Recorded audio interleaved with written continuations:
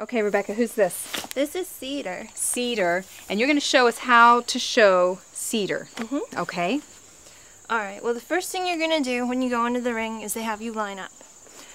And it depends on the judge. Usually you line up with the line of sheep with their butt to the judge. Okay. So you will walk in and you will proceed to set up your sheep, which is to make their legs nice and square, if she'll behave.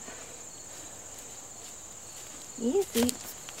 Yeah, sometimes they get difficult, but you just hang on to them. And luckily, most show rings are inside a fence anyway, so even if they get away, there's usually someone there to help you deal with the ornery ones.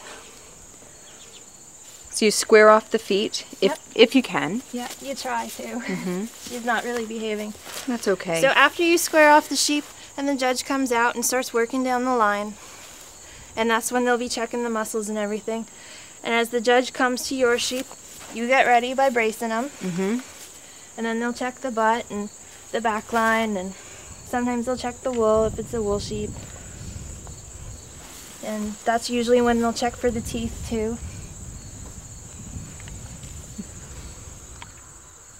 Now I'd imagine to prep a sheep for, or to train a sheep for showing, you would go out and just go through a mock show, so to speak, with your sheep, so it gets used to the handling and the different things that you know, the touching and whatnot that the judge would be doing, or a stranger would be doing. Yep, really the best way to train a sheep is to just handle them.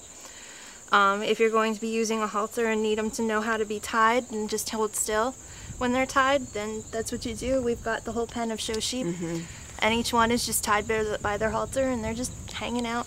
They learn to accept the halter. Yeah. Do you actually walk the sheep around during a show? Yes. And how do you do that? After the judge comes through and judges the line, they will gesture and they will have you walk in whatever circle direction they want you to walk in. And then, you know, one by one, you all follow each other around in the circle. And what you really want to do is always keep the sheep between you and the judge, because the judge is there to see the sheep, not your butt. And so, if we're pretending that you're the judge and you've told me to go that way, what I'll do is I'll start walking my sheep. Okay. And I'll be watching you as I'm walking my sheep. And you're watching my sheep to see how it walks, which hopefully it does a bit better than this. Cedar, you're not cooperating this morning. Then at some point you'll gesture for me to stop. Okay. And I'll stop and I'll set my sheep up again, trying to get her legs square. And that's so the judge is, you know, viewing all the profiles this time instead of the line of butts like it was seen before. And then sometimes they'll have you line up again, or they'll feel the sheep again. Yeah. But most times, once you're in that profile, that's when they'll start placing you. Okay. And you really need to watch the judge, because especially in a professional show, if you miss when they point to you and tell you where to go, they're not going to do it again. Okay. You need to be paying attention and make sure you go wherever the judge puts you. And sometimes after they've got you placed, they will come back through and maybe, you know, decide, oh, I want to switch these two or something like that. But usually that's it. And then the judge will go for the microphone and they will tell you why the sheep are placed where they're placed, and then you'll get your ribbons. Okay, let's go through some of those phrases really quickly. Sure. The grand champion and the reserve champion I've seen. What's the difference between those two? A grand champion is the top sheep. Okay. Usually at the professional shows, it's just the top sheep of, say, the breed, or the top ewe of the breed. Okay. Like, they'll have grand champion ewe, and then the reserve champion is the runner-up. Oh, well, that's simple enough. Cedar, good job. So, Rebecca, what do you do if the sheep has not been trained? How do you go about working with a sheep that has yet to be trained? Well, let's go get one and I'll show you. Okay. Yeah. All right, so Rebecca, who's this? This is Oneida. Wow! Hey, Oneida. Come on, girl. Oneida had her Wheaties this morning. Yes, she did. Easy, babe. All right. She's not as awful as sheep sometimes can be. How long have you had Oneida? I've only had her for about 5 days. Okay. Okay. So she's not had much time here to be trained. Easy, girl. Beautiful coat she has. Yeah. Okay, so let's pretend you're at a show. walk through some handling and see how she does and how you do with her.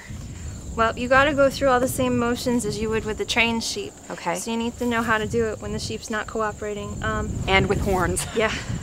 Yesterday, this sheep, when we were trying to train her, she was doing a lot of going straight up. So you definitely want to watch your face. Watch your jaw. You know, whether they've got horns or not, that's going to hurt. Yeah. So you make sure to keep a good grip on their face. Okay. Good grip, and you've got the lead around your I've got the lead bunched up in my hand. Okay. Usually when I've got a sheep this wild, I will tie a knot in the end, so that way if the sheep's running off and the lead's going through your hands, catch. yeah, you'll be able to catch something. When you're showing the head of the sheep, you really want to hold them right under their ears, and then your hand under their chin. Usually you want to show them like this, so you've got like as little of your fingers showing as possible, but like this is a bit easier when the sheep's being difficult. Okay. Just to hang on to them. Okay. Because, I mean, especially in the show ring, you really don't want to be grabbing them by like other parts of their body if you don't have to. Okay.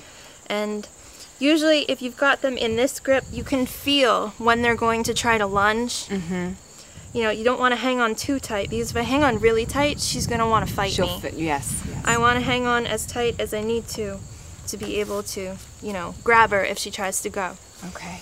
And usually with an untrained sheep, when the judge comes to feel the butt, the sheep is going to jump. Okay. So you want to be prepared for that. And usually if you've got a good enough grip on the head, you can kind of keep them down if they're going to jump up. And if you've got your knee in front of them, you can kind of keep them forwards, you know, where they're supposed to be when they're like going to try to go off and run. And the big thing is the walking though, because you've got to try to figure out how to get them to move as naturally as possible. And if you never want to be like this in a show ring. Right. You know, we're not talking feisty dog here. This is a livestock, and so you have the halter as like an emergency measure, but you're not trying to use it. So you still want to be walking her by her head. And she's actually being agreeable for the most part. But if they're not agreeable, what you do is you try to hang on to the chin and you get the tail. Okay. And then you kind of scoot them forwards. Okay. And be like, go sheep, go. And usually, especially if they're just like refusing to go forwards, that will usually get them going. Okay. Great. Good job, Anita. Good job, Rebecca. Thank you. You get a blue ribbon. That was awesome. Pure and simple. It was exactly what I needed to know, and I know, of course, I can always email you or give you a call for questions, which is really important when you care about your animals, right? Absolutely. What sort of information would you give to families or people wanting to look into showing animals or purchasing livestock? All right, well, if you have no experience with livestock before, the first thing I would say is to go out and get yourself a book. A really good one is Story's Guide to Raising Sheep, and just read it cover to cover and figure out, you know, if you can deal with it. And then if you think you're ready to go ahead, you know, you should look into like your local 4-H or extension office, or else look out for your local sheep guild. Like we have the Garden State Sheep Breeders here. Yeah. And really the big thing is just when you find a farmer you want to buy some animals from, you know, they really need to be someone that's willing to answer your questions, because if they're a good farmer, they're going to be worried about those sheep. And they're going to want to make sure you know how to take care of them, and that if for some reason you decide, you know, I'm really not cut out for this, you want someone who's going to be willing to take them back or to help you find new homes for them. And we should say, I mean, sheep are not difficult to raise. It's raising an animal, and whether or not you're prepared for the responsibility. It's a great investment. I highly recommend it, especially with the Navajo-Churro. Were you going to call them in for us? Sure. Come on, girls!